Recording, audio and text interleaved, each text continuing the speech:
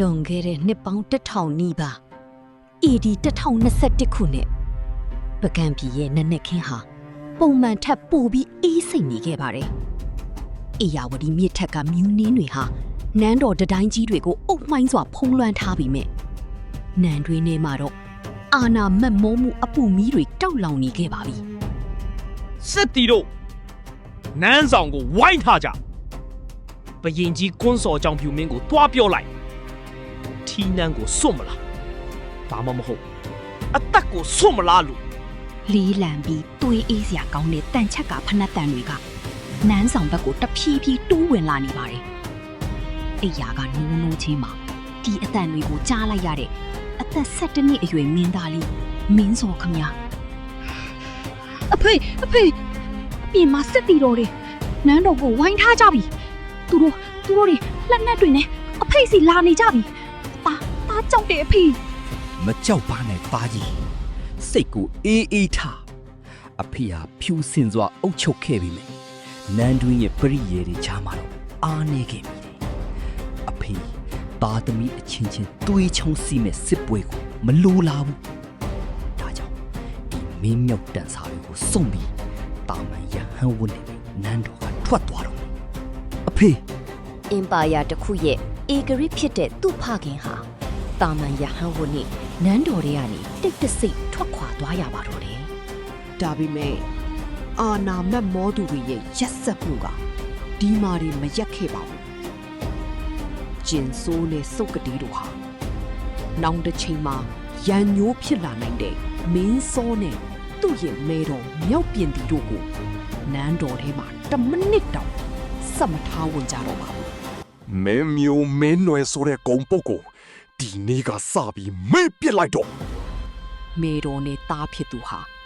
အဝတ်တထေကိုတစ်ခုနဲ့နန်းတော်ပြင်ကိုနှင်ထုတ်ခံလိုက်ရပါတယ်17နှစ်သားမင်းသားလေးဟာမေတော်ရဲ့လက်ကိုတင်းဆုပ်ကနောက်ကျောကနေကြားလိုက်ရတဲ့ဂျုံခနဲ့နန်းတော်တကားကြီးပိတ်သွားတဲ့အတန်အဲ့ဒီအတန်ဟာမင်းစိုးရဲ့ကလီးဘဝဏီကုန်းချုပ်သွားတဲ့အတန်ပါပဲပကံမျိုးပြင်ကတိုးဆက်တစ်ခုမှာတဲဆုပ်လီတစ်လုံးနဲ့သားမိနှစ်ယောက်ရဲ့ဘဝဟာစတင်ခဲ့ရပါတယ်မင်းသားလီမင်းစောဟာအစာအတော့အတွက်တိုးထဲမှာထင်းခွေရီခက်ရတယ်ရွာကကလေးတွေကသူ့ကိုနန်းကြမင်းသားလို့ဝိုင်းလောင်ကြတဲ့အခါတိုင်းသူဟာဘာမှပြန်မပြောပဲလက်သီးကိုပဲတင်းဆုပ်ထားတတ်ပါတယ်။ညစဉ်ညတိုင်းမီးခုံးငွေတွေကြားမှာမေတော်ငိုကြွေးနေတာကိုသူသိတယ်။ဒါပေမဲ့မေတော်ဟာမင်းစောကိုမြည်ရင်မျက်ရည်ကိုတုပ်ပြီးအမြဲပြောလိရှိပါတယ်။ဒါ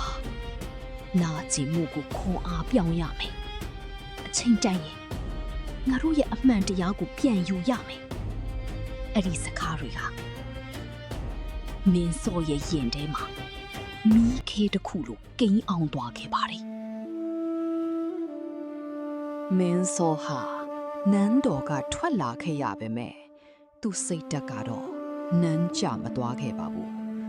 သူဟာနန်းနှစ်တိုင်းအေယာဝတီမြစ်ကမ်းပြီးမှပြေးလွှားရင်ခန္ဓာကိုယ်ကိုတန့်မအောင်လေ့ကျင့်ခဲ့တယ်တစ်သားတုပ်တစ်ချောင်းကိုလှန်လို့သဘောထားပြီးတစ်ပင်တွေကိုပြစ်မှတ်ထားကတနေ့မှမပြတ်ပဲလေ့ကျင့်ခဲ့ပါတယ်အသက်15နှစ်အရွယ်ကိုရောက်တဲ့အခါမင်းစောဟာတာမန်လူငယ်တွေထက်ပိုပြီးဆိုးရှားတဲ့မျက်လုံးတွေကြန့်ခိုင်တဲ့ခန္ဓာကိုယ်နဲ့ကြီးပြင်းလာခဲ့ပါပြီသူနန်းတော်ဘက်ကိုမျှော်ကြည့်တိုင်းတိုးလေးအမြဲရည်ရွတ်နေခဲ့ပါတယ်ငါပြန်လာခဲ့မယ်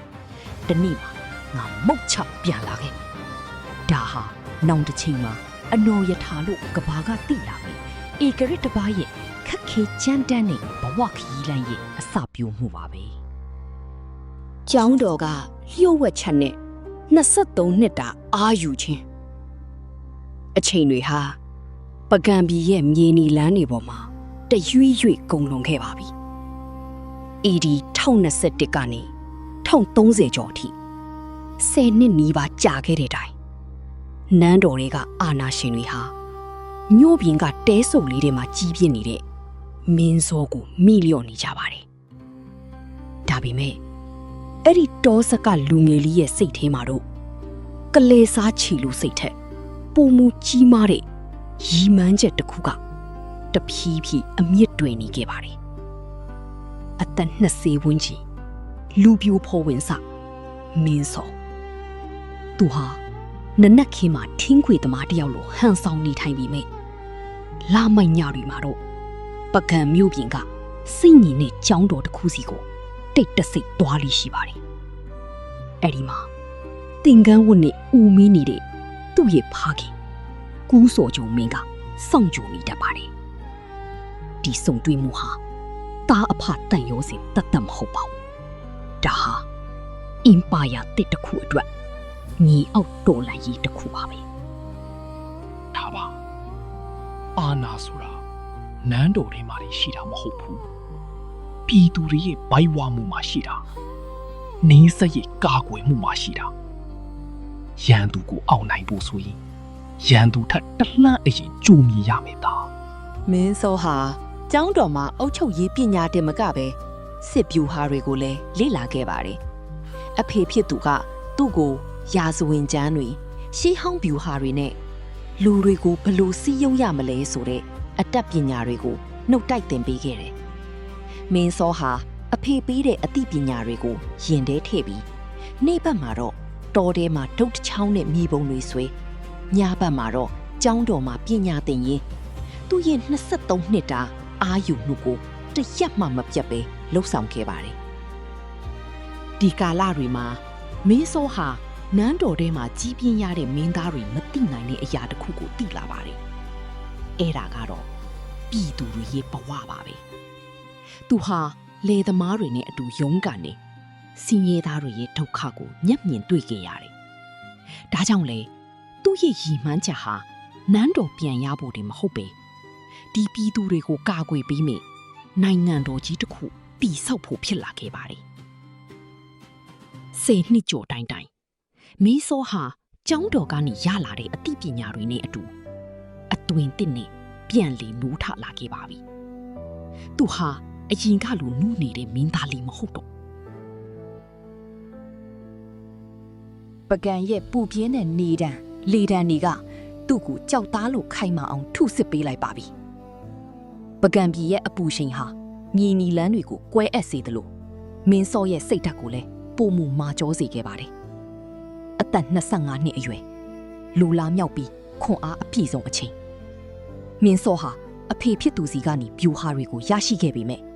လက်တွေ့တိုက်ပွဲမှာရန်သူချက်ဝတ်တန်စာတွေကိုဖောက်ထွက်နိုင်မဲ့လက်နက်ကတော့မရှိသေးပါဘူးအဲ့ဒီခေတ်ကပကံရဲ့လက်နက်တွေဟာတံပြော့နဲ့ကြီးတွေကိုသာအခြေခံတာကြောင့်တိုက်ပွဲပြင်းထန်ရင်ကိုယ်လွယ်ကျိုးလွယ်ပါတယ်မင်းစောဟာဒါကိုပြောင်းလဲဖို့ဆုံးဖြတ်လိုက်တယ်သူဟာမင်းသားဆိုတဲ့မာနကိုမြည်မြုပ်လူမသိအောင်အသွင်ပြောင်းပြီးပကံရဲ့အစွန်အဖျားကပပဲဖို့ရီစီကိုခြေဆန့်ခဲ့ပါတော့တယ်မီလီယံနဲ့တောက်လောင်နေတဲ့ပပဲဖို့ထဲမှာမင်းစောဟာကိုဗလာနဲ့ချွေးတလုံးလုံးကြားမှာဝင်ရောက်အလုပ်လုပ်ခဲ့ပါတယ်ပပဲဆရာကြီးရဲ့ဘေးမှာမီးမုတ်ပေးရတဲ့အလုပ်ကစလို့တန်ရိုင်းတွေကိုဒုံနဲ့ထုရတဲ့အလုပ်အထိသူကိုယ်တိုင်လှုပ်ဆောင်ခဲ့ပါတယ်ပပဲဆရာတွေကတော့ဒီလူငယ်ဟာတာမန်တောသားတစ်ယောက်ပဲလို့ထင်နေကြပေမဲ့သူ့ရဲ့မျက်လုံးတွေကတော့မီလီယံတွေထက်ပိုပြီးတောက်ပါနေခဲ့ပါတယ်သူဟာတန်ရိုင်းတွေကအညစ်အကြေးတွေကိုစင်အောင်ထုတ်ပြီးပုံမူမာကျော်ပုံမူပေါ့ပါတဲ့တန်မမိရအောင်ဘယ်လိုလုပ်ရမလဲဆိုတာကိုနီမအားညမနာစမ်းသပ်ပါတယ်လက်မှာမီးလောင်တရားတွေပြည့်နေပြီမဲ့တန်းရီဘူးတွေကိုကြည့်ရင်သူဟာပကံရဲ့အနာဂတ်ကိုပုံဖော်နေခဲ့တာပါလာပေါင်းများစွာထောင်ပေါင်းများစွာသောတူချက်တွေအောင်ပါနောက်ဆုံးတော့လှန်တစ်ချောင်းထွက်ပေါ်လာခဲ့ပါတယ်အဲ့ဒီလှန်ဟာပုံမှန်လှန်တွေထက်ပိုရှည်တယ်ပိုပေါ့တယ်ပြီးတော့စိန်လိုမာကြောတဲ့ထိပ်ဖျားရှိပါတယ်မင်းစောဟာအဲ့ဒီလှန်ကိုအရိန်ဒမာလို့အမည်ပေးခဲ့တယ်ရန်သူကိုအောင်နိုင်သူလို့အဓိပ္ပာယ်ရပါတယ်သူဟာလှန်ကိုကင်ကြည့်လိုက်တဲ့အခါသူ့လက်ထဲမှာလှန်ကတက်ရှိတစ်ခုလိုလှုပ်ရှားနေတယ်လို့ခံစားရပါတယ်ဒါဟာလှန်နဲ့တစ်ခုတည်းမဟုတ်ပါဘူးဒါဟာ 23နှစ်တာကြိတ်မိတ်တီးခံခဲ့ရတဲ့နာကျင်မှုတွေမျောလင့်ချက်တွေနဲ့ထူစစ်ထားတဲ့တန်မဏိနှလုံးသားပါပဲဒါငါတို့နှစ်ပေါင်း23နှစ်တာကြိတ်မိတ်တီးခံခဲ့ရတဲ့နာကျင်မှုတွေမျောလင့်ချက်တွေနဲ့ထူစစ်ထားတဲ့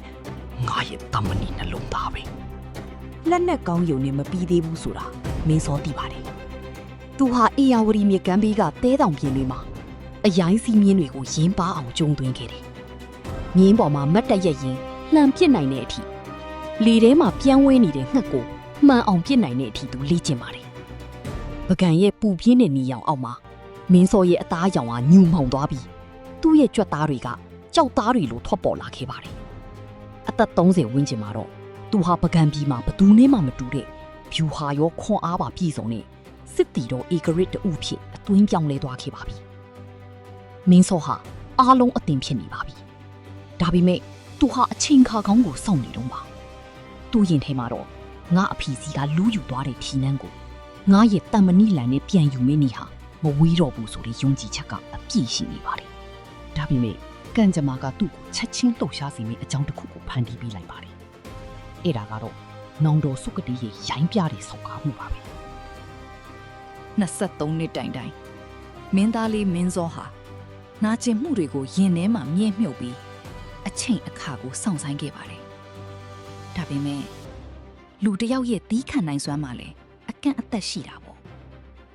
နန်းတော်ထဲမှာစံမြန်းနေတဲ့နောင်တော်စုကတိမင်းဟာသူ့ရဲ့အာဏာကိုမှန်တက်ရင်မင်းစောရဲ့မေတော်မြောက်ပြင်တီကိုမယားအဖြစ်သိမ်းပိုက်ဖို့ကြိုးစားလိုက်ပါတယ်ဒါဟာမင်းသားတစ်ပါးရဲ့တိတ်ခါတင်မကပဲသားတစ်ယောက်ရဲ့နှလုံးသားကိုပါအစိမ့်လိုက်ခွဲလိုက်တာပါပဲတော်ထဲမှာပုံအောင်နေတဲ့မင်းစောစီဒီသတင်းရောက်လာချိန်မှာတော့သူ့ရဲ့မျက်လုံးတွေဟာဒေါသကြောင့်သွေးရောင်လွှမ်းသွားခဲ့ပါပြီမင်းစောဟာသူ့ကိုယ်တိုင်တွန်းလှုပ်ထားတဲ့အရင်ဓမာလှန်ကိုကင်ဆောင်ပြီးငင်းကိုစီးကပကံနန်းတော်တကားဝအထိတက်လာခဲ့ပါတယ်နန်းဆောင်ရဲမတ်တွေတောင်သူ့ရဲ့ခန့်ရားပြီးကြောက်မက်ဖွယ်ကောင်းတဲ့အရှိန်အဝါကြောင့်ဘသူမှမတားဆီးဝန်ခဲ့ကြပါဘူးနန်းရင်ပြင်မှာစုတ်ကတိမင်းကိုထိတ်တိုက်ရင်ဆိုင်ရင်မင်းစောရဲ့အတန်ဟာဟိမ့်ထွက်သွားပါတယ်ငါအဖေစီကလူယူသွားတဲ့ထီနန်းကိုငါဒီနေ့ပြန်ယူမယ်မင်းမတတ်တိရှိငါနဲ့စီချင်းထိုးဖို့ထွက်ခဲ့စုတ်ကတိဟာသူ့ရဲ့ညီငယ်ကိုတာမန်တော်သားတစ်ယောက်လိုပဲထင်မှတ်ပြီးမထီမဲ့မြင်ပြုံးရင်းစိန်ခေါ်မှုကိုလက်ခံလိုက်ပါတယ်ဒါဟာသူ့ဘဝရဲ့နောက်ဆုံးအမှားမှန်သူမသိခဲ့ပါဘူးပကံမြို့ရဲ့တောင်ဘက်မြင့်မှုဆိုတဲ့အရက်ဖုံတထောင်ထောင်ထနေတဲ့မြေပြင်ထက်မှာညီအကိုနှစ်ယောက်မြင်းစည်းချင်းထိတ်တိုက်တွေ့ကြပါပြီစုတ်ကတိဟာမင်းမြောက်တန်စာတွေတောက်ပတဲ့ချက်ဝတ်တန်စာတွေနဲ့ခမ်းနားနေပြီးမြင်းစောကတော့23နှစ်တာဘဝဒဏ်နဲ့ထုစစ်ထားတဲ့ကြောက်သားလိုခန္ဓာကိုပြီးတော့လက်ထဲမှာကိုယ်တိုင်သွန်းလှုပ်ထားတဲ့တန်မဏိလန်မြင်းခွာတန်ကြီးဟာကဘာပြက်မတက်ဟိန်းထွက်လာတယ်စုတ်ကတိဟာသူ့ရဲ့လီးလံနဲ့လှန်ကိုဝှိရမ်းပြီးအားကုန်ပြစ်လွတ်လိုက်ပါတယ်ဒါပေမဲ့မင်းစောဟာမြင်းပေါ်မှာလျှက်စီးလို့လှီးမြန်းစွာတိမ်းရှောင်လိုက်နိုင်ပါတယ်အဲ့ဒီနောက်မှာတော့မင်းစောရဲ့အလေသူဟာမြင်းပေါ်မှာမတ်တက်ရရင်သူ့ဘဝရဲ့နာကျင်မှုတွေ23နှစ်တာစောင့်ဆိုင်ခဲ့ရတဲ့မျောလင့်ချက်တွေအားလုံးကိုစုစည်းပြီးအရင်ဓမာလှန်ကိုပြစ်လွတ်လိုက်ပါတယ်လှန်ဟာလီထုကိုခွဲပြီးတရွှီရွှီမိတန်နဲ့အတူ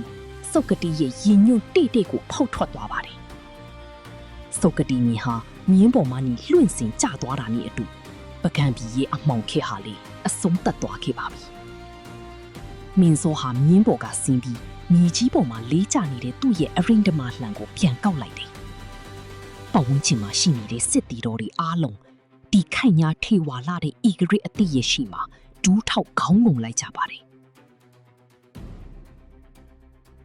အေဒီ1044ခုနှစ်အသက်34နှစ်အရွယ်မှာ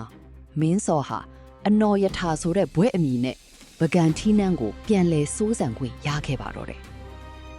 နန်းတက်ပွဲညမှာအနော်ယထာဟာနန်းတော်ပရင်းကနေပကံပြည်ကြီးကိုငေးကြည့်နေပါတယ်သူဟာအရင်ဘရင်တွေလိုစီးစိမ်ခံဖို့နန်းတက်လာတာမဟုတ်ပါဘူးငါရဲ့ပြည်သူတွေကိုငါကာကွယ်မယ်ဒီနိုင်ငံတော်ကိုတန်မဏိလိုခိုင်မာအောင်ငါတိဆောက်မယ် ဒါပေမဲ့နန်းတော်ကိုရယုံနဲ့အင်ပါယာကြီးတစ်ခုမဖြစ်နိုင်သေးဘူးဆိုတာသူသိပါတယ်သူ့မှာယုံကြည်ရတဲ့လက်ယုံတွေလိုအပ်နေပါပြီ AD 1044ခုနှစ်ပကံနန်းတော်နောင်တော်စုတ်ကတိကိုအောင်နိုင်ပြီးနန်းတက်လာတဲ့အနောယထာမင်းကြီးဟာခမ်းနားထဲဝါတဲ့ပလင်ပေါ်မှာထိုင်နေရပေမဲ့သူ့ရဲ့ရင်ထဲမှာတော့စိုးရိမ်စိတ်တွေပြည့်နေပါတယ်သူ့ပိုင်ဆိုင်တာကပကံမြို့တော်လေးတစ်ခုတည်းသာရှိပါသေးတယ်အပြင်ဘက်မှာတော့ရှမ်းကုန်းပြင်းမြင့်ကစော်ပွားတွေတောင်ဘက်ကမွန်မင်းနေနဲ့နေဆက်တလျှောက်ကတိုက်ခိုက်ရေးသမားတွေဟာပကံရဲ့အင်အားကိုစမ်းသပ်ဖို့ချောင်းမြောင်းနေကြပါတယ်အနောယထာဟာသူ့ရဲ့အရင်ဓမ္မလှန်တစ်ချောင်းတည်းနဲ့နိုင်ငံကိုမကာကွယ်နိုင်ဘူးဆိုတာကောင်းကောင်းသိပါတယ် ငါရဲ့စိတ်တက်ကိုနားလေပြီငါရဲ့အမိန့်ကိုသွေးနဲ့ရင်းပြီးတိဆောက်မယ်ညာလက်ယုံနေငါလိုတယ် ဒါဟာအေယာဝတီမြစ်ကမ်းပြီးကနေတောင်တန်းတွေအထိစတင်ခဲ့တဲ့သမိုင်းဝင်လူတော်ရှာပုံတော်ရဲ့အစပဲဖြစ်ပါတယ်ပထမဆုံးရောက်ရှိလာတဲ့သတင်ကတော့ထီးလိုင်အရက်ကလှန်ပစ်ကျွမ်းကျင်နေလူငယ်တဦးအကြောင်းပါပဲသူ့ရဲ့အမည်ကကြံစစ်သားအနောယထာဟာကြံစစ်သားကိုနန်းတော်ကိုစင့်ခေါ်တာမျိုးမလုပ်ဖေးကိုယ်တိုင်မြင်းစီပြီးထီးလိုင်အရက်ထိတွားရောက်ခဲ့ပါတယ်သူတို့နှစ်ဦးပထမဆုံးဆုံတွေ့တဲ့အခါစကလုံးတွေထက်လှန်ချက်တွေနဲ့အရင်စကားပြောခဲ့ကြပါတယ်ကြံစစ်သားရဲ့လှန်ချက်ကမြန်ဆန်ပြီးမိအနောယထာရဲ့တန်မဏိလှန်ကတော့ပို့ပြီးတည်ငြိမ်ပါတယ်အနောယထာကကြံစစ်သားရဲ့ပခုံးကိုကင်ပြီးမိခုံးထုတ်ခဲ့ပါတယ် မင်းရဲ့ခွန်အားတွေကိုငါအတွက်မဟုတ်ပဲငါတို့ရဲ့ပြည်သူတွေအတွက်ပေးဆက်နိုင်မလား ကြံစစ်သားဟာ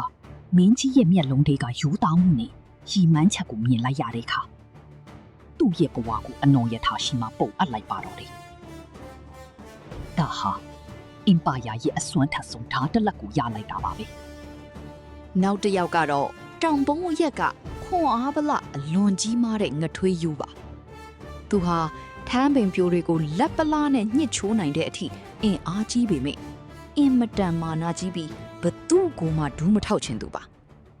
အနောယထာဟာငထွေးယူကိုသူ့ရဲ့ခွန်အားနဲ့မဟုတ်ဘဲညံနဲ့အောင်နိုင်ခဲ့ပါတယ်တိုက်ပွဲတစ်ခုမှာငထွေးယူရဲ့အစွမ်းကိုအတိအမှတ်ပြုရင်းမင်းကြီးကမိန့်ကြားခဲ့ပါတယ် မင်းဟာတယောက်တည်းတိုက်ရင်သူ့ရဲကုန်းဖြစ်မယ်ငါနဲ့အတူတိုက်ရင်တော့နိုင်ငံတော်ကိုကာကွယ်သူဖြစ်လိမ့်မယ် ငထွေးယူဟာသူ့ရဲ့ခွန်အားကိုအတိအမှတ်ပြုတဲ့ဤကရရှိမှာပထမဆုံးအကြိမ်ခေါင်းငုံပြီးသစ္စာခံခဲ့ပါတယ်ပကံတမတော်အတွက်တော့ခံစစ်ဒဏ်တိုင်းကြီးတစ်ခုရရှိသွားတာဖြစ်ပါတယ်စစ်တီတော်တွေရှိုံနဲ့အင်ပါယာတစ်ခုမခိုင်မြဲနိုင်ဘူးဆိုတာအနောယထာသိပါတယ်ရိတ်ခါရှိမှစစ်နိုင်တယ်ဒီအတွက်သူရှာဖွေခဲ့တာကတော့ငလုံးလက်ဖိတ်ပါသူဟာငေစဉ်ကလေးကနွားကြောင်ရင်ညီကြီးရဲ့အချီအနီးရည်ရစ်လမ်းကြောင်းတွေကိုကျွမ်းကျင်သူပါအနောယထာဟာငလုံးလက်ဖိတ်ကိုကြောက်စိတ်တစ်ဆက်တစ်ခရိုင်မှာတောင်းဝန်ပြီးရင်မိန့်ကြားခဲ့ပါတယ် မင်းကငါဒါမပြီးဘူး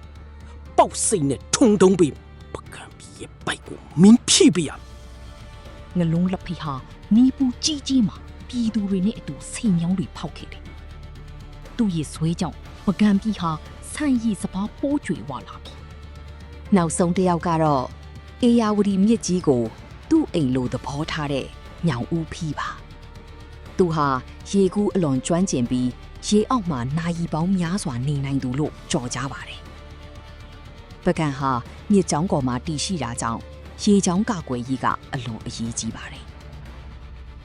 ညောင်ဦးဖီးကိုရေကြောင်းကင်းလှည့်ဖို့နဲ့ကုံသွယ်မှုလမ်းကြောင်းတွေကိုစောင့်ရှောက်ဖို့တာဝန်ပေးလိုက်တဲ့အခါ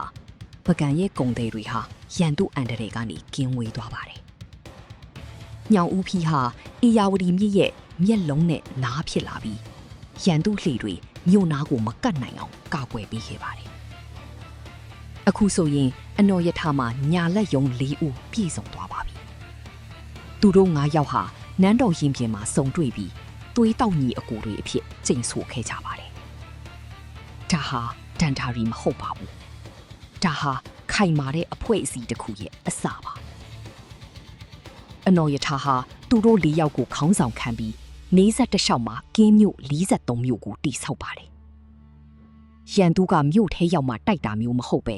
နေဆက်မှာတဲ့အပြတ်နှိမ်နှင်းရမယ်ဆိုတဲ့ခေတ်မီကာကွယ်ရေးစနစ်ကိုပကံမှာသူစတင်ခဲ့တာပါကြံစစ်သားကစစ်ပြူဟာကိုကိုင်းနေငှက်ထွေးယူကတက်ဦးကတိုက်တယ်ငလုံးလက်ဖက်ကရိတ်ခါပို့တယ်ညောင်ဦးဖီကမြစ်ကြောင်းကနေထောက်ပို့နေတယ်AD 1050ဝန်းကျင်မှာတော့ပကံပြည်ဟာတာမန်မြို့ပြနိုင်ငံလေးမဟုတ်တော့ပဲအနီးအနားကနိုင်ငံတွေကြောက်လန့်ရတဲ့လေးစားရတဲ့အင်ပါယာတစ်ခုအဖြစ်ပုံပေါ်လာခဲ့ပါပြီအနော်ယထာမင်းကြီးရဲ့အိမ်မက်တွေဟာဒီစစ်သူကြီး၄ယောက်ရဲ့သွေးချွေးတွေနဲ့အတူလက်တွေ့ဖြစ်လာခဲ့တာပါဒါပေမဲ့နိုင်ငံတော်ကစစ်ရေးနဲ့စီးပွားရေးအရာတောင့်တင်းပြီးမြဲပြည်သူတွေရဲ့စိတ်ဓာတ်ကတော့မှောင်မိုက်နေတော့ပါပဲအယူမှားတွေနဲ့ဖိနှိပ်မှုတွေကပကံကိုဝါမျိုးနေစေပါ AD 1050ဝန်းကျင်ပကံအင်ပါယာကြီးဟာစစ်ရေးအရာတောင့်တင်းလာပြီးစီးပွားရေးအရာလည်းစံရည်စပါးပေါ်ကျွယ်ဝနေပါပြီဒါပေမဲ့ခမ်းနားတဲ့ဇီဒီပထိုးတွေမပေါ်ထွန်းသေးတဲ့ပကံရဲ့ကောင်းကင်ရံဟာတမျိုးတစ်ဖုံမှောင်မိုက်နေစေပါအဲ့ဒီအချိန်ကပြည်သူတွေရဲ့ကိုးကွယ်မှုဟာအရေးကြီးလို့ခေါ်တဲ့အယူမှားတွေရဲ့လက်ထဲမှာပိတ်မိနေခဲ့ပါတယ်အရေးကြီးတွေဟာဘာသာရေးကိုအကာအကွယ်ယူပြီးပြည်သူတွေကိုကြောက်လန့်အောင်လုပ်ထားကြတယ်အထူးသဖြင့်ပန်းဦးလွတ်ချင်းလို့ခေါ်တဲ့မိန်းမပြိုလေးတွေကိုအတင်းအဓမ္မသိမ်းပိုက်တဲ့လူသားမဆန်တဲ့ထုံးစံတွေနဲ့ပကံကိုဝါမြူနေတာပါအနော်ယထာမင်းကြီးဟာနန်းတော်တွေကနေဓာတွေကိုမြင်နေရပြီမိခိုင်မာတဲ့လမ်းမှန်တရားတို့ကိုမတွေ့သေးတာကြောင့်ကြိတ်မိတ်တီးခံနေခဲ့ရတာပါ ငါပြည်သူတွေကိုဒီအမှောင်ထုထဲကနေဘသူကဲတင်နိုင်မလဲ တနေ့မှာတော့ပကံမြို့ပြင်ကတောအုပ်တစ်ခုထဲမှာထူးဆန်းတဲ့ရဟန်းတစ်ပါးရောက်နေတယ်ဆိုတဲ့သတင်းကနန်းတော်ထဲအထိပြန့်နှံ့လာပါတယ်အဲ့ဒီရဟန်းဟာအရေးကြီးတွေလို့စပင်ရှိနေမဟုတ်ဘူးတင်ကန်းကိုစနစ်တကျယုံထားပြီးငြိမ်သက်အေးချမ်းတဲ့အရှင်အဝါရှိတယ်လို့ဆိုကြတယ်အနော်ယထာဟာအဲ့ဒီသတင်းကိုကြားရချင်းမှာပဲသူ့ရဲ့ညာလက်ယုံကြံစစ်သားကိုစေလွှတ်ပြီးအဲ့ဒီရဟန်းကိုနန်းတော်ကိုပင့်ဆောင်ခိုင်းလိုက်ပါတယ်ပကန်းနန်းတော်ရဲ့ရင်ပြင်ပေါ်ကိုချိချလိုက်တဲ့အဲ့ဒီရဟန်းဟာတထုံပြည်ကကြာလာတဲ့ရှင်အရဟံပဲဖြစ်ပါတယ်ရှင်အရဟံရဲ့ညင်သက်တဲ့ခြေလမ်းတိုင်းဟာပကန်းပြည်ရဲ့မြေကြီးကိုအမှန်တရားနဲ့စတင်ထိတွေ့စေခဲ့ပါတယ်မင်းကြီးဟာရှင်အရဟံကိုမြင်လိုက်ရချင်းပါပဲသူ့ရှာနေတဲ့အလင်းရောင်ကိုတွေ့လိုက်ရပြီဆိုတာသိလိုက်ပါတယ်အနော်ယထာဟာရာဇပလင်ဘောကဆင်းပြီးရှင်အရဟံရဲ့ရှိမှာပထမဆုံးအချိန်ဒူးထောက်ခံယူခဲ့ပါတယ် အရှင်ဖေဟာတပီးတော်ရဲ့ပြည်သူတွေဟာအယူမားတွေချားမှာလမ်းပြောက်နေကြပါတယ်ဘယ်အရာကအစ်စ်အမှန်လဲ ရှင်အရဟံကတည်ငြိမ်တဲ့လေတံနဲ့မြတ်စွာဘုရားရှင်ရဲ့တရားတော်ထေရဝါဒသာလျင်အစစ်အမှန်ဖြစ်တယ်လို့မိန့်ကြားရင်မေတ္တာတရားနဲ့အမှန်တရားအကြောင်းကိုဟောကြားခဲ့ပါတယ်အနော်ယထာဟာအာနာနဲ့တင်လူတွေကိုမအုပ်ချုပ်နိုင်ဘူးတရားနဲ့သာအုပ်ချုပ်ရမယ်ဆိုတာကိုနားလည်သွားခဲ့တယ်မင်းကြီးရဲ့ရင်ထဲမှာနှစ်ပေါင်းများစွာပိတ်ဆို့နေတဲ့အမိကွန်းတွေဟာရှင်အရဟံရဲ့စကားလုံးတွေကြားမှာအပြည့်ထွက်သွားခဲ့ပါပြီဒါပေမဲ့အယူမားတွေကိုတိုက်ထုတ်ဖို့ဆိုတာလွယ်ကူတဲ့ကိစ္စမဟုတ်ပါဘူးအရေးကြီးတွေဟာအမြင့်တွေနေတာကြာလာပြီအနော်ယထာဟာစစ်သူကြီး၄ယောက်ကိုခေါ်ပြီးပြတ်သားတဲ့အမိန့်ကိုထုတ်ပြန်လိုက်ပါတယ်အရေးကြီးတွေဟာသူတို့ရဲ့အာဏာတွေလက်လွတ်ရတော့မယ်ဆိုတာသိတဲ့အခါပြည်သူတွေကိုမှော်ပညာတွေနဲ့ချုပ်လှန့်ဖို့ကြိုးစားခဲ့ကြပါတယ်ဒါပေမဲ့အနော်ယထာရဲ့ပြတ်သားမှုနဲ့ရှင်အရဟံရဲ့မေတ္တာထက်ရှိမှာသူတို့ရဲ့လှည့်ကွက်တွေဟာဖျောင်းတိုင်ကြီးလိုအကြီးပြော်သွားခဲ့ပါတယ်ပကုံးပြည်တဝမ်းမှာပန်းဦးလွှတ်ချင်းဆိုတဲ့ဆက်စုပ်ဖွယ်ထုံးစံကိုအပီးတိုင်ဖြတ်သိမ်းလိုက်ချိန်မှာမိဘပြည်သူတွေရဲ့ဝမ်းသာပီတိဖြစ်မှုဟာအီယာဝတီမြစ်ရီထဲတောင်ပိုပြီးလျှံတက်ခဲ့ပါတယ်အကံပြည်ဟာအပြင်ပန်းရအေးချမ်းသွားပေမဲ့ရှင်အရဟံကတတိပေးပါတယ်အဲ့ဒီအချိန်မှာပကံမှာပြီးတကတ်တော်တွေမရှိသေးပါဘူးအနော်ယထာဟာရှင်အရဟံမဲ့လမ်းညွန်မှုနဲ့အတူသာသနာတော်ကိုပြန့်ပွားအောင်လုပ်ဖို့အဓိဋ္ဌာန်ပြုလိုက်ပါတယ်သူဟာကြောက်သားတွေထဲမှာဖျားစာတွေကိုထုထွင်းစေတယ် ရွှေစည်းကုံလိုခမ်းနားတဲ့ဇီဒီတော်ကြီးကိုတီထားဖို့မြေနေရာကိုစတင်ရွေးချယ်ခဲ့ပါတယ်။အနော်ယထာဟာအရင်ကစစ်တီတော်ဧကရစ်အဖြစ်ကနေအခုတော့သာသနာပြုမင်းအဖြစ်အသွင်ပြောင်းလဲသွားခဲ့ပါပြီ။အေဒီ15006ဝန်းကျင်ပကံပြည်ဟာအမှန်တရားကိုစလောင်နေပါပြီ။ရှင်အရဟံကမိန်ကြားတဲ့ပိဋကတ်သုံးပုံဟာတောင်ဘက်ကတထုံပြည်မှာရှိနေတယ်ဆိုတာအနော်ယထာသိလိုက်ရပါတယ်။အနော်ယထာဟာမာနကိုလျှော့ပြီးတထုံမင်းမနုဟာစီကိုတန်နမန်တွေစီလွတ်ကတောင်းခံခဲ့ပါတယ်။ဒါပေမဲ့ကံကြမ္မာကအေးအေးဆေးဆေးမဖြစ်လာခဲ့ပါဘူး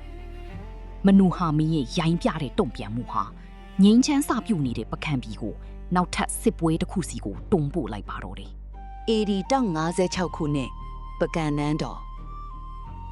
အနော်ရထာမင်းကြီးဟာရှင်အရဟံရဲ့လမ်းညွှန်မှုနဲ့အတူ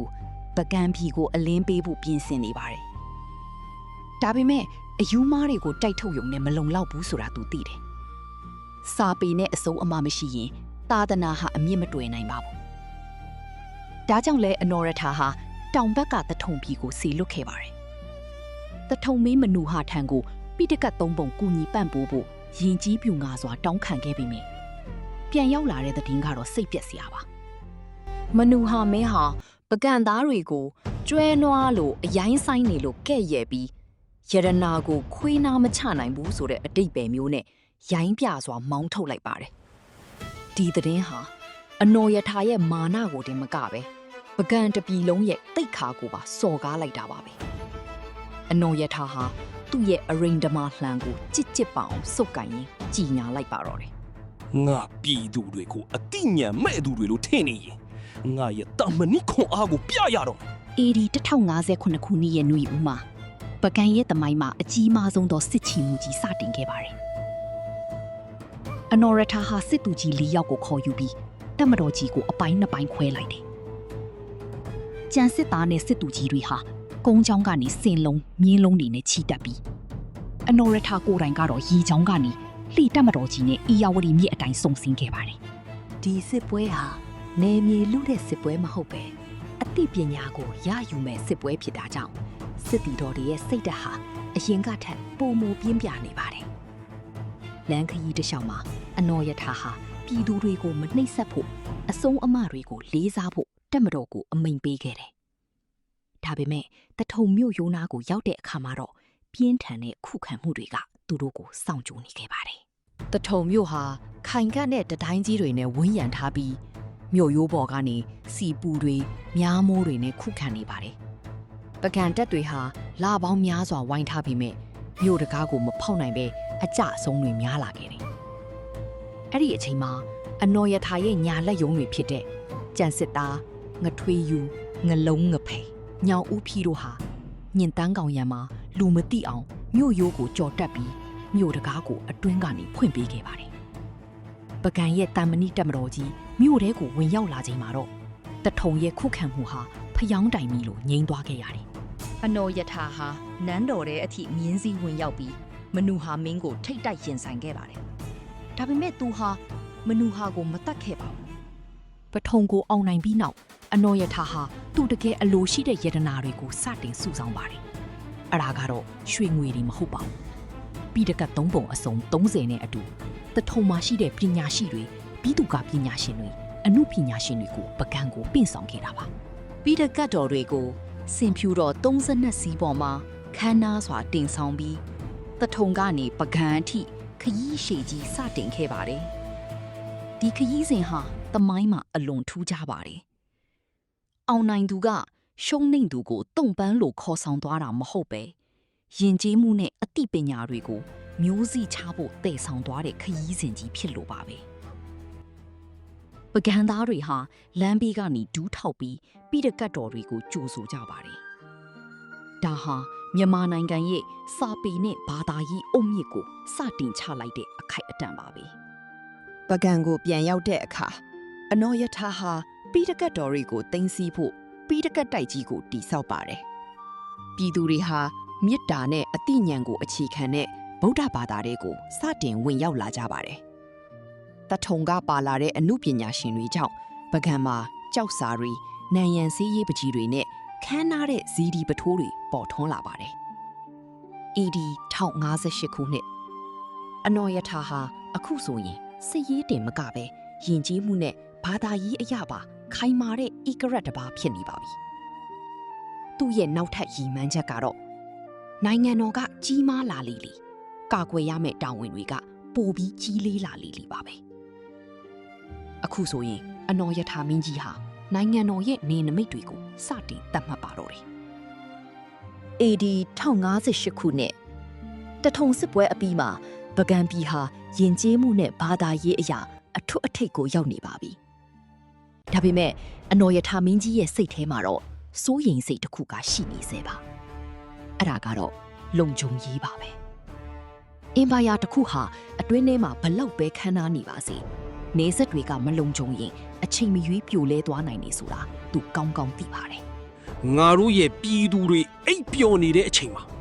ရန်သူကဓာတ်နဲ့ဝင်မခုတ်နိုင်အောင်တတိုင်းတွေကာရမယ် ဒါဟာမြန်မာသမိုင်းမှာပထမဆုံးအကြိမ်အဖြစ်နိုင်ငံတော်ကာကွယ်ရေးဗျူဟာကိုစနစ်တကျစတင်ပုံဖော်လိုက်တဲ့အခိုက်အတန့်ပါပဲအနော်ယထာဟာရှမ်းကုန်းပြည်မြင့်ကနေအီယာဝတီမြို့ဝကျွန်းပေါ်အထိအနောက်ဘက်ရခိုင်ရိုးမကနေအရှိဘက်တန်လွင်မြစ်အထိနေဆက်တစ်လျှောက်မှာကင်းမြို့43မြို့ကိုတည်ဆောက်ဖို့အမိန့်ပေးခဲ့ပါတယ်ဒီမြို့တွေဟာတာမန်ရွာလေးတွေမဟုတ်ပါဘူးတစ်မြို့နဲ့တစ်မြို့အချက်ပြဆက်သွယ်နိုင်ရမယ်ရိခါအလုံးအလောက်ရှိရမယ်ပြီးတော့ပကံရဲ့အမိန့်ကိုတိုက်ရိုက်နာခံတဲ့တပ်မတော်သားတွေရှိရမယ်လို့သတ်မှတ်ခဲ့ပါတယ်ကြံစစ်သားနဲ့စစ်သူကြီးတွေဟာငင်းစီးပြီးနေဆက်တစ်လျှောက်လှည့်လေကမြို့တီဖို့မြင်းနေရတွေကိုကိုယ်တိုင်ရွေးချယ်ခဲ့ကြပါတယ် ငါတို့ဒီမှာမြို့တည်တာဟာနေမြေလူဖို့မဟုတ်ဘူးငါတို့ပြည်သူတွေလဲအေးအေးဆေးဆေးစိုက်နိုင်ဖို့ဖြစ်တယ် ဒီကင်းမြို့တွေတိဆောက်ပြီးတဲ့နောက်မှာတော့ပကံအင်ပါယာဟာကြောက်သားလူခိုင်မာတဲ့အခြေအနေကိုရောက်ရှိသွားပါတော့တယ်နိုင်ငံတော်လုံခြုံသွားတဲ့အခါအနော်ယထာဟာသူ့ရဲ့ရည်မှန်းချက်ကိုမြောက်ဖက်စီကိုပို့လိုက်ပါတယ်အဲ့ဒါကတော့ဝေးကွာလာတဲ့ဂန္ဓလာကြီးတရုတ်ပြည်ကမြတ်စွာဘုရားရှင်ရဲ့ဆွေတော်မြတ်ကိုပကံကိုပင့်ဆောင်ဖို့ပါပဲဒီခရီးစဉ်ဟာစီရေးခရီးစဉ်မဟုတ်ပေတန်တမန်ရေးနဲ့ဘာသာရေးအရာပကံရဲ့အစစ်အတန်းကိုကဘာကတိအောင်ပြတာတဲ့ခရီးစဉ်ဖြစ်ပါတယ်အနော်ယထာဟာစစ်တီတော်အမြောက်အများနဲ့အတူတရုတ်ပြည်နယ်စပ်အထိခြိတက်ခဲ့ပါတယ်တမိုင်းမှတ်တမ်းတွေအရအနော်ယထာရဲ့ခံညားတဲ့အရှိန်အဝါနဲ့ပကံတက်မတော်ရဲ့စီကန်းရှိမှုကိုတရုတ်စော်ဘွားတွေကတောင်လေးစားခဲ့ရတယ်လို့ဆိုကြပါတယ်ဆွေတော်မြတ်ကိုတိုက်ရိုက်မရခဲ့ပြီမဲ့ဆွေတော်မြတ်နဲ့ထပ်တူကြတဲ့ဆွေတော်ဘွားကိုရရှိခဲ့ပါတယ်အနော်ယထာဟာအဲ့ဒီဆွေတော်ဘွားကိုစင်ဖြူတော်ပေါ်မှာတင်ဆောင်ပြီးပကံကိုပြန်လေပင့်ဆောင်လာခဲ့ပါတယ်လန်ခီမှာအနော်ယထာဟာရှမ်းကုန်းပြည်မြင့်ကစော်ဘွားတွေနဲ့လည်းတွေ့ဆုံခဲ့ပါတယ်သူဟာစော်ဘွားတွေကိုလက်အောက်ခံတုံပန်းတွေလိုမဆက်ဆံပဲသွေးတောင်ညီအကိုတွေအဖြစ်ဆက်ဆံခဲ့ပါတယ် မင်းတို့ရဲ့နေမြေကိုမင်းတို့အုပ်ချုပ်ပါငါတို့အားလုံးဟာပကံဆိုတဲ့အမိုးအောက်မှာညီအကိုတွေလိုနေကြမယ် ဒီနေရာမှာပဲရှမ်းမင်းသမီးလေးစောမွန်လှနဲ့အနော်ယထာတို့ရဲ့အချစ်ဇလန်းကစတင်ခဲ့တာပါစောမွန်လှဟာအနော်ယထာရဲ့မိဖုရားဖြစ်လာပြီးဒါဟာဗမာနဲ့ရှမ်းတို့ကြားကပထမဆုံးသောခိုင်မာတဲ့နိုင်ငံရေးနဲ့သွေးချင်းဆက်ဆံမှုကြီးဖြစ်လာပါတယ်ပကံကိုပြန်ရောက်တဲ့အခါအနော်ယထာဟာပင့်ဆောင်လာတဲ့ဆွေတော်မြတ်ကိုထာပနာပြီးရွှေစည်းကုံစီတီတော်ကြီးကိုတည်ထားဖို့စတင်လှုပ်ဆောင်ပါတယ်ဒီစီတီတော်ဟာဘာသာရေးအဆောက်အအုံတင်မဟုတ်ပါဘူးဒါဟာပထမမြန်မာနိုင်ငံတော်ကြီးရဲ့ညီညွတ်မှုအထိမ်းအမှတ်ဖြစ်ပါတယ်စစ်သူကြီး၄ယောက်နဲ့ပြည်သူတွေအားလုံးဟာရွှေစည်းကုံတီဆောက်ရေးမှာကိုယ်တိုင်ကိုယ်ကျပါဝင်ခဲ့ကြပါတယ် AD 1090ဝန်းကျင်မှာတော့အနော်ယထာဟာအောင်မြင်မှုရဲ့ထိပ်ဆုံးကိုရောက်နေပါပြီဒါပေမဲ့အောင်မြင်မှုတွေရဲ့နောက်ွယ်မှာအချိန်ဆိုတဲ့ရန်သူကအနော်ယထာကိုစောင့်ကြည့်နေပါတယ်အနော်ယထာဟာအသက်60ကျော်အဖိုးကြီးအရွယ်ကိုရောက်လာခဲ့ပါပြီနိုင်ငံတော်ကကြီးကျယ်ခမ်းနားနေပြီမြမင်းကြီးရဲ့စိတ်ထဲမှာတော့အတ္တဆိုတဲ့အရာကတဖြည်းဖြည်းကြီးထွားလာခဲ့ပါတယ်AD 1090ကျော်ပကံအင်ပါယာကြီးဟာအထွတ်ထိပ်ကိုရောက်နေပါပြီရွှေစည်းကုံစီတီတော်ကြီးဟာလည်းကောင်းကင်ယံမှာဝင်းဝင်းတောင်နေပြီးအနော်ယထာမင်းကြီးရဲ့အမိဟာလည်းအနီးနားကနိုင်ငံတွေကြားမှာတုံလှုပ်ချုပ်ချားစရာဖြစ်နေခဲ့ပါတယ်ဒါပေမဲ့ အပြင်ပန်းမှာဘလောက်ပဲခန်းနာနေပါစေနန်းတော်ရဲ့အတွင်းဘက်မှာတော့အိုမင်းကြီးနဲ့အတူအတ္တဆိုတဲ့အမောင်တူကမင်းကြီးရဲ့နှလုံးသားကိုစတင်ဝါမြူနေပါပြီအသက်60ကျော်လာတဲ့အနော်ယထာဟာအရင်လိုသဘောထားကြီးတဲ့မင်းတစ်ပါးမဟုတ်တော့ဘူးတန်တရားစိတ်တွေများလာပြီသူ့ရဲ့အာဏာကိုဘသူကမှထိပါမလဲဆိုတာကိုပဲစိုးရိမ်နေတတ်ပါတယ်အဲ့ဒီအချိန်မှာပဲတောင်ဘက်ကပကူးမင်းကပကံရဲ့အကာအကွယ်ကိုရယူဖို့အတွက်သူ့ရဲ့ချောမောလှပတဲ့သမီးတော်မနိစန္ဒာကိုအနော်ယထာထံဆက်တာလိုက်ပါတယ်အဲ့ဒီအချိန်မှာပဲအနော်ယထာကမနိစန္ဒာကိုပကူးကနေပကံအထိလုံခြုံစွာခေါ်ဆောင်လာဖို့အတွက်သူ့ရဲ့ယုံကြည်ရဆုံးစစ်သူကြီးကြံစစ်သားကိုတာဝန်ပေးခဲ့ပါတယ်ခရီးလမ်းတစ်လျှောက်မှာရဲရင်ဖြတ်လက်ပြီးနှလုံးသားနူးညံ့တဲ့ကြံစစ်သားနဲ့အာကူရမဲ့နေတဲ့မနိစန္ဒာတို့ဟာမထင်မှတ်ပဲမေတ္တာမျှသွားခဲ့ကြပါတယ်ကြံစစ်သားဟာသူ့ရဲ့တစ္ဆာတရားနဲ့နှလုံးသားကြားမှာအကျိတ်အနေတိုက်ပွဲဝင်ခဲ့ရပါတယ်သူဟာအနော်ယထာကိုအသက်နဲ့လဲပြီးချစ်တဲ့စစ်တီတော်တဦးဖြစ်ပေမယ့်မနိစန္ဒာရဲ့မျက်ရည်တွေရှိမှတော့သူ့ရဲ့တစ္ဆာတရားဟာအယီပျော်သွားခဲ့ရပါတယ်မနိစန္ဒာပကံကိုရောက်ရှိလာချိန်မှာတော့အနော်ယထာဟာသူ့ရဲ့သမီးအရွယ်မီးအရွယ်သာရှိတဲ့ဒီမင်းကလေးကိုမြင်မြင်ချင်းဆွေးလန်းသွားခဲ့ပါတယ်ဒါဟာအချစ်ထက်ပိုင်ဆိုင်လိုချက်ကပိုများနေပါတယ်အနော်ယထာဟာသူ့ရဲ့အိုမင်းမှုကိုမေ့လျော့ပြီးမနိစန္ဒာကိုအကျဉ်းသားတွေပြီးခဲ့ပြီမယ်မနိစန္ဒာရဲ့ရင်ထဲမှာတော့ကြောက်လန့်မှုနဲ့ဝမ်းနည်းမှုတွေသာပြည့်နေခဲ့ပါပြီသူမအတွက်အနော်ယထာဟာချစ်ရမယ့်သူထက်ကြောက်ရမယ့်ဣကရကြီးတစ်ပါးသာဖြစ်နေပါတယ်သူတို့ရဲ့လျှို့ဝှက်ချက်ဟာပကံနန်းတော်တဲ့အထိပါလာခဲ့ပါတယ်အနော်ယထာဟာအစာပိုင်းမှာဘာမှမသိခဲ့ပေမဲ့နန်းတွင်းကကုန်းချောသူတွေကြောင့်တနေ့မှာတော့အမှန်တရားကိုသိသွားခဲ့ပါတော့တယ်ငါရဲ့ယုံကြည်မှုကိုမင်းတို့ကဒီလိုဖျက်ဆီးရသလား အနော်ယထာဟာသူ့ရဲ့အရိန်ဓမာလှန်ကိုစုပ်ကင်ပြီးကြံစစ်သားရှိရာကိုလိုက်လာခဲ့ပါတယ်ကြံစစ်သားဟာမင်းကြီးရဲ့ရှေ့မှာလက်နက်ချပြီးဒူထောင်နေခဲ့ပေမယ့်ဒေါသမျက်လုံးတွေနဲ့အနော်ယထာဟာဘာကိုမှနားမထောင်တော့ပဲသူ့ရဲ့လှန်ကိုအားကုန်ပစ်လွတ်လိုက်ပါတယ်ဒါပေမဲ့အံ့ဩစရာကောင်းတာက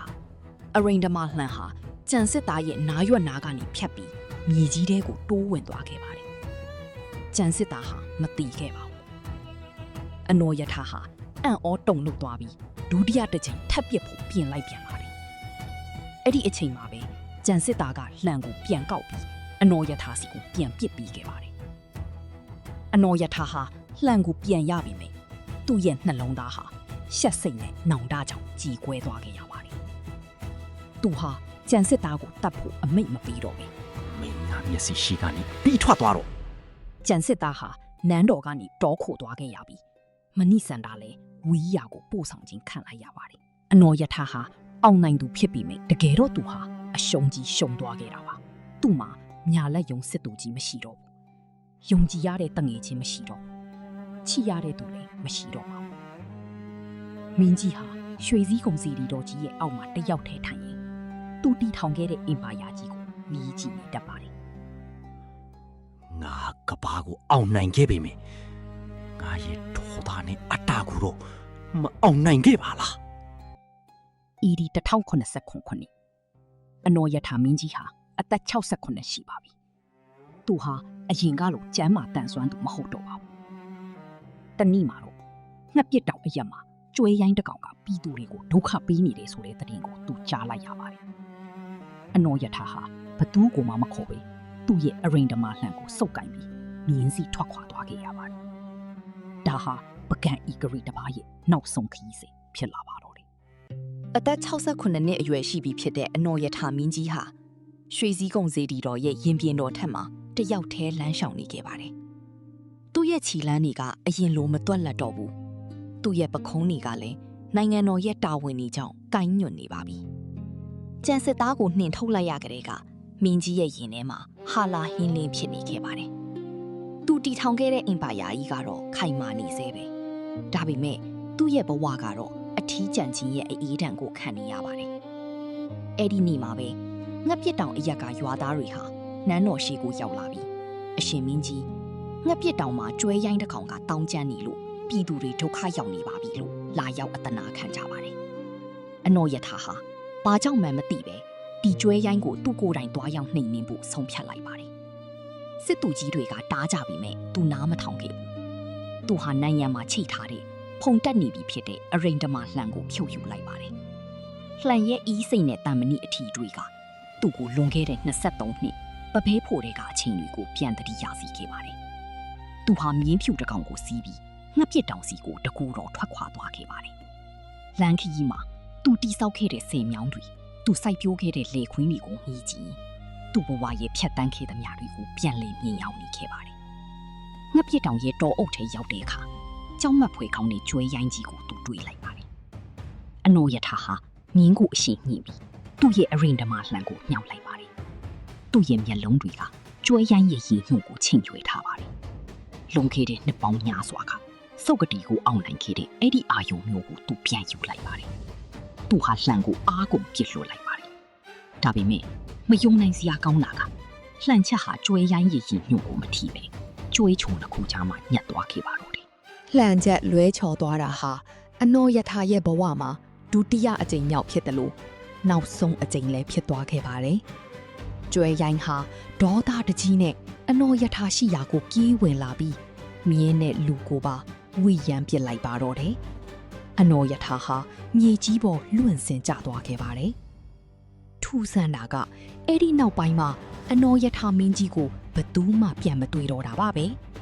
ပကံရဲ့အကြီးကျယ်ဆုံးသောဤဂရစ်ဟာအလောင်းတောင်ရှာမတွေ့ပဲလျှို့ဝှက်ဆန်းပြားစွာနဲ့နတ်ရွာဆန်းသွားခဲ့ရပါတယ်သူတီထောင်ခဲ့တဲ့နိုင်ငံတော်ကြီးကိုတော့အေယာဝတီမြစ်ရဲ့ရေလှိုင်းတွေချမှထားရစ်ခဲ့ပါပြီအနော်ရထာမရှိတော့ပေမဲ့သူထားရစ်ခဲ့တဲ့အမွေအနှစ်တွေကတော့ပကံမြေမှာအမြင့်တွေကြံခဲ့ပါတယ်သူဟာလမ်းပြောင်းနေတဲ့ပြည်သူတွေကိုထေရဝါဒသာသနာဆိုတဲ့အလင်းကိုပေးခဲ့တယ်သူဟာကွဲပြားနေတဲ့လူမျိုးစုတွေကိုမြမားဆိုတဲ့အမည်အောက်မှာပထမဆုံးအကြိမ်စုစည်းပေးခဲ့ပါတယ်သူ့ရဲ့ဏီကုန်းဟာဝမ်းနည်းစရာကောင်းကျင်ကောင်းမဲ့ဒါပေမဲ့သူတီဆောက်ခဲ့တဲ့နိုင်ငံတော်ကတော့သူ့နတ်ရွာဆန်ပြီးနောက်မှာလဲနှစ်ပေါင်းရာချီပြီးထုံးကားနေခဲ့ပါတယ်ကျန်စစ်သားဟာနန်းတော်ကိုပြန်လည်ရောက်ရှိလာပြီးအနော်ရထာရဲ့အိမ်မက်တွေကိုဆက်လက်တည်ဆောင်ခဲ့ပါတယ်ဒီနေ့ကျွန်တော်တို့မြင်တွေ့နေရတဲ့ပကံပြည်ရဲ့ခမ်းနားမှုတွေကျွန်တော်တို့ပြောဆိုနေတဲ့ဘာသာစကားနဲ့စပီတွေဟာလွန်ခဲ့တဲ့နှစ်ပေါင်း1000ကအနော်ရထာဆိုတဲ့လူသားတစ်ယောက်ရဲ့ဇွဲလွန်လာနဲ့စတေးမှုတွေကြောင့်ဖြစ်ပေါ်လာခဲ့တာပါ17နှစ်သားနန်းကြမင်းသားဘဝကနေအင်ပါယာတီထောင်သူဧကရိကြီးအထိအနော်ရထာရဲ့ဇလန်းဟာစစ်ပွဲတွေအကြောင်းတွေမဟုတ်ပါဘူးဒါဟာလူသားတစ်ယောက်ရဲ့ယုံကြည်ချက်အမှားအယွင်းနဲ့နိုင်ငံတော်အပေါ်ထားတဲ့မေတ္တာတရားအကြောင်းပဲဖြစ်ပါတယ်မိဝင်ချိန်မှာရွှေစည်းကုံစီတီတော်ရဲ့အရေးဟာအေယာဝတီမြစ်ပြင်ပေါ်ကိုကြာရောက်နေပါတယ်အဲ့ဒီအရေးထဲမှာကျွန်တော်တို့ရဲ့ပထမဆုံးသောဧကရိဟာအမြဲတမ်းရှင်သန်နေပါလိမ့်မယ်